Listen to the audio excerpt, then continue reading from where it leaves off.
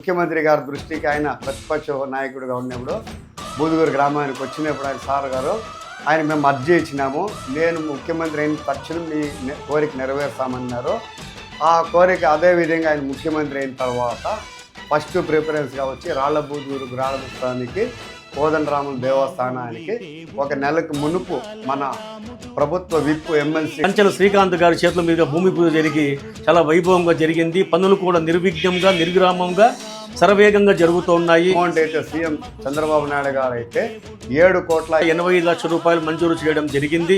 ఆయనకి ఆ కుటుంబానికి ఎల్లప్పుడూ భగవంతుని మా అల్లా ఆశీర్వాదాలు, మా కోదండరాములు దేవుని ఆశీర్వాదాలు ఆయనకి.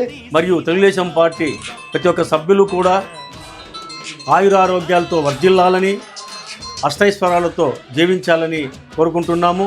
శతమానం భవతి శతాయు పురుష శతేంద్రియ ఆయుష్యేవేంద్రియే ప్రతిష్టతి.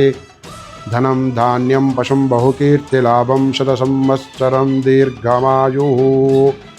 శ్రీ రాష్ట్ర ముఖ్యమంత్రి గారికి ఆశీర్వాద వచనం.